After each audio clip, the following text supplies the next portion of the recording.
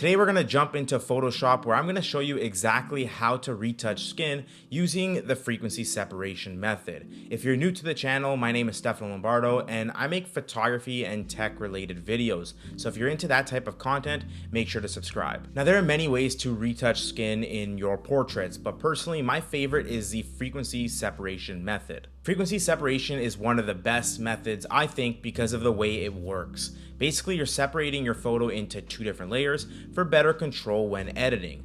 Picture this, your portrait is here, and what frequency separation does is it takes all the color in it and throws it on a separate layer. Then it takes all the texture in it and throws that on a separate layer as well. And basically what this does is give you the ability to edit each of those layers separately without affecting each other. I continue to see people use the smooth skin brush in Lightroom to smooth skin, but this is not the best way of doing it. Smoothing skin this way actually removes a lot of texture from your model's skin and can sometimes make photos look unrealistic. So let's get right into Photoshop and show you exactly how to get started with frequency separation. So the first thing you want to do is go ahead and import the photo you want to retouch into Photoshop. I already imported my photo here. This is from a fashion shoot I did a couple months ago. But yeah, go ahead and import the photo. After that, let's go ahead and create an action for what we're about to do. This way, you don't have to do this whole setup every single time you want to retouch a photo. So if you don't have this play looking actions button here, go up to window and click on actions. It should pop up the actions window and we can get started. So now you want to go ahead and click on this create new action button and name this frequency separation. After that, click record. And now every single action that we make after we click that record button will be recorded. So if we switch to the paintbrush, that will be recorded. So try not to make any mistakes. So let's get started. The first thing we want to do is duplicate our main layer or our background layer by right clicking on it and clicking duplicate layer. We're going to go ahead and name this color and tone. This will be the layer that will hold all of our colors and our tones in our photo. Next, we're going to go ahead and duplicate our layer again, and we're going to name this one texture and detail. And like you probably already guessed, this will hold all of our texture and our details from our photo. If the texture and detail layer is not already above color and tone, drag that above color and tone right now. Go ahead and uncheck the texture and detail layer and then select color and tone. We're going to go ahead and add a blur to this layer. So go up to filters, go down to blur and click on Gaussian blur. The result you're looking for is to basically remove the sharpness from the photo. So just remove the little details. I like putting my radius at about 7 pixels. And then once you have it set to 7 pixels, click OK. Now go ahead and make the texture and detail layer visible again by clicking this box. For the next step, we'll need to find out if our image is an 8-bit image or a 16-bit image. And to do that, you have to go up to Image, Mode, and then you'll see either 8-bit channel will be selected or will have a check mark, or 16-bit channel will be selected. For this photo, you can see that I'm on an 8-bit channel. After you find out what channel you're on, you want to select the texture and detail layer and then go up to Image, Apply Image, and we're going to make a few adjustments here. For an 8-bit photo, you want to use the settings on the left, and for a 16-bit photo, you want to use the settings on the right. In this case, because my photo is an 8-bit photo, I'm going to go ahead and make the 8-bit photo adjustments. So first things first, you want to go to Layer and change this to Color and Tone, not your texture and detail layer. And then you want to go under Blending, go to Subtract. And then you want to have your scale set to 2 and offset set to 128. And you want to have the invert box, make sure to have that unchecked. Again, if your photo is a 16-bit photo, these settings won't work. You have to go with the 16-bit settings. Once you're done, click OK, and now you can see that our photo is gray with the photo's textures popping through. With the texture and detail layer still selected, you want to go to your blending options and change it from normal to linear light. Now you can see that after all those edits we made, the photo still looks as if we never made any changes. But in reality, what we did was separate the photo into two different layers, one for our color and tone, and one for our texture and detail. Now go ahead and select both layers and create a group from those layers. You can name it whatever you want, but to keep everything organized, I would name it 8-bit frequency separation. And just click OK. Once you've done that, you can go ahead and stop your recording. And if we scroll up, you can see that we now have an action called frequency separation. That's what we named it at the very start.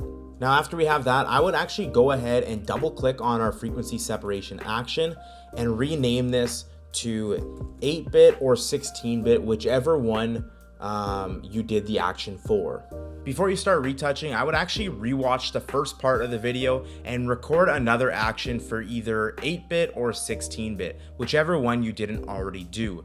That way you have both actions for both types of images ready to run whenever. Anyway, this is how your setup should look like, and now you're ready to start retouching. Most people create a layer in between their color and tone and their texture and detail layer so they can make adjustments to their color and tone layer, but I don't really like that setup. I just like having two layers to work with because some tools like the Lasso Tool, you can't sample from the layer below. Now the nice thing with frequency separation is, like I said, it separates your photo into two different layers. This means you can sample a color with your paintbrush and paint it and it won't look fake. Whereas if you did this without frequency separation, you would actually remove a lot of the textures, making it look fake, just like this.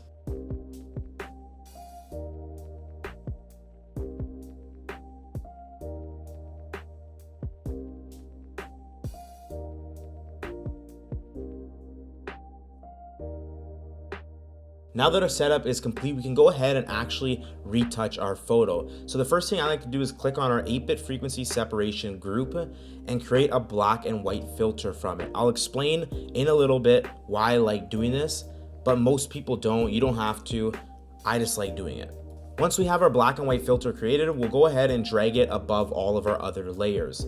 And then we're gonna go ahead and go to our reds and bring this down all the way. And then we're gonna go to our yellows and bring our yellows up almost all the way, roughly around 200. And we're gonna leave it at that. Now the reason why I add this black and white filter is because it gives us a better look at where all of the pimples are, where the skin color changes, and it just gives us a better overall look at the photo. First thing I like to do is actually go ahead and remove the pimples in the photo. And the way I like to do that is we'll click on our texture and detail layer and then basically come in here and select our healing brush tool, not the spot healing brush, our regular healing brush tool. These are the settings for the healing brush. I think this is just the regular standard settings for this brush, but basically I'll go around the photo here and then clone a little spot around the pimple as close as possible to it so we don't get any difference in texture. Again, we have the texture and detail layer selected, and basically what we're going to do is go ahead and sample a spot next to the pimple and then paint in over top of the pimple. If the spot that we just painted in doesn't look right, then we can go ahead, sample a different spot and then make the change. And basically I go around and make these changes to the entire photo. So I'll catch you in a little bit.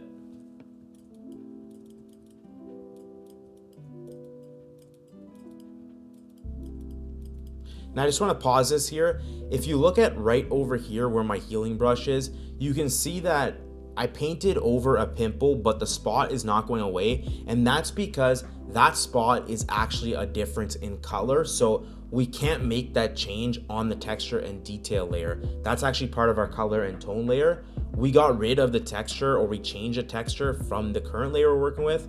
But now, after we finish removing all the pimples, we'll go ahead in the color and tone layer and make those changes.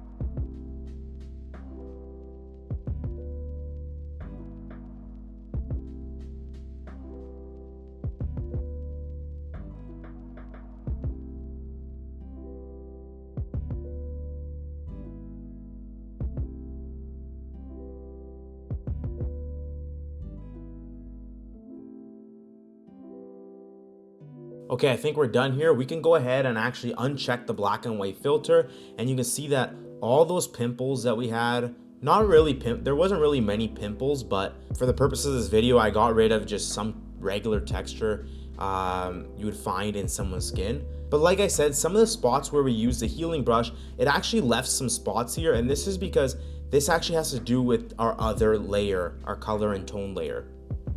And as you can see, if we go over to like our mixer brush and we turn down the size here and then we sample and we go over this spot, you can see that it actually removes that spot that was there.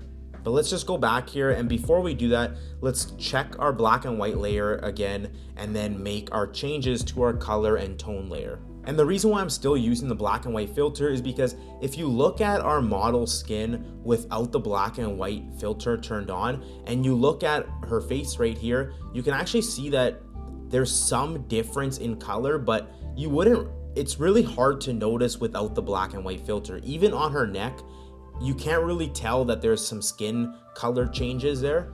But if you go to our black and white filter and check it, you can actually see all the differences in skin tone on her neck and on her face, on her like cheek here.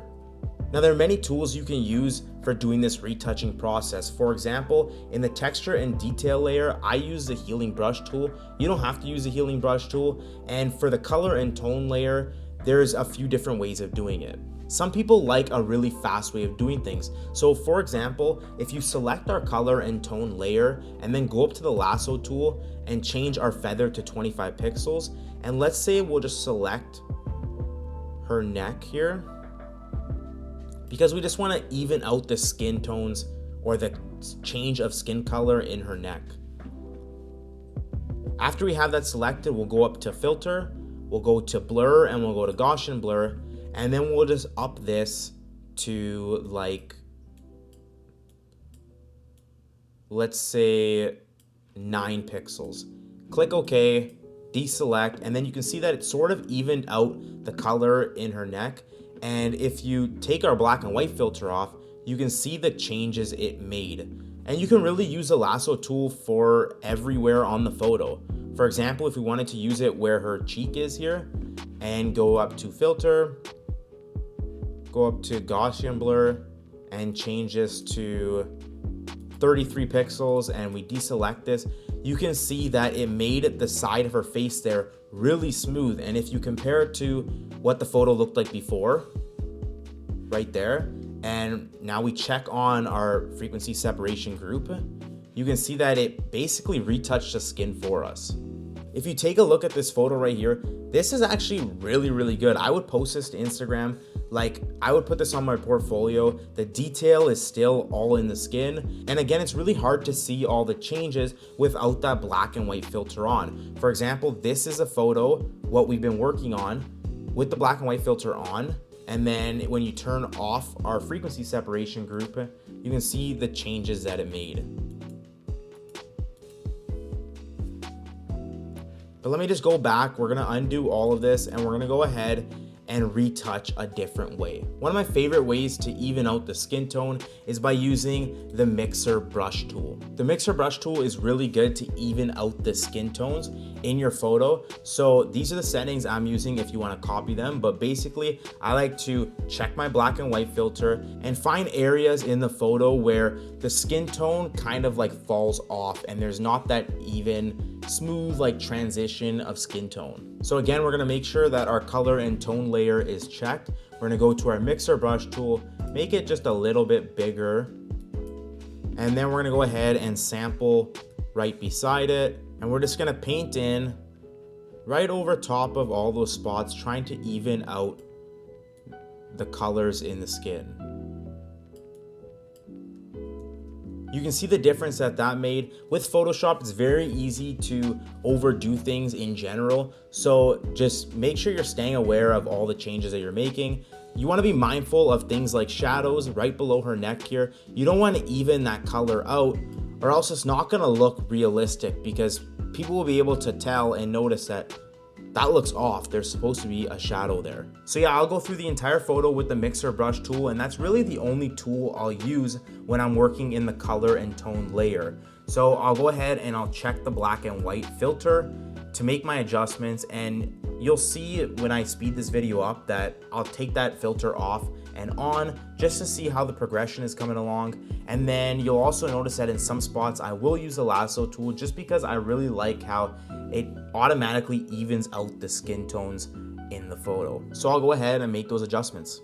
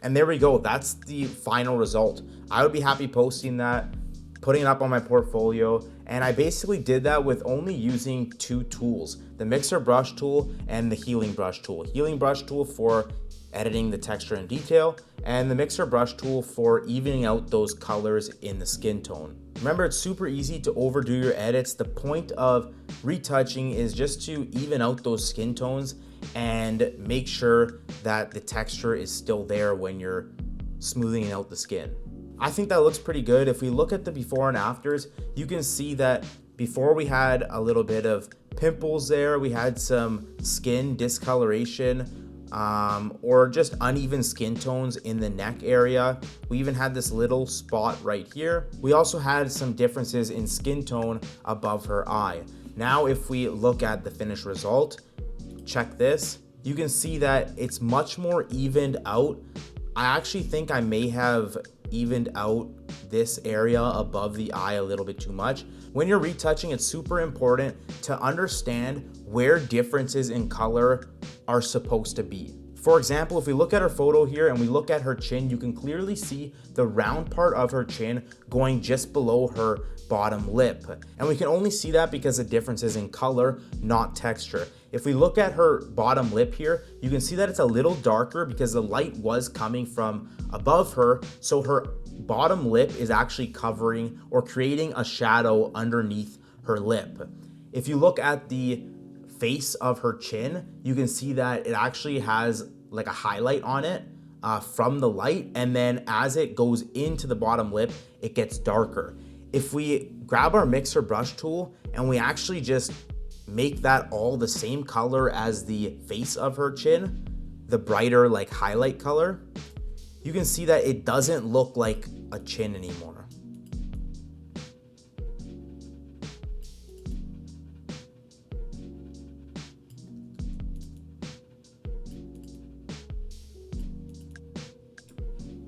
And look at the result. Again, we didn't change anything in the texture and detail. We only changed the colors in the photo, and you can see that it's completely different than it used to be.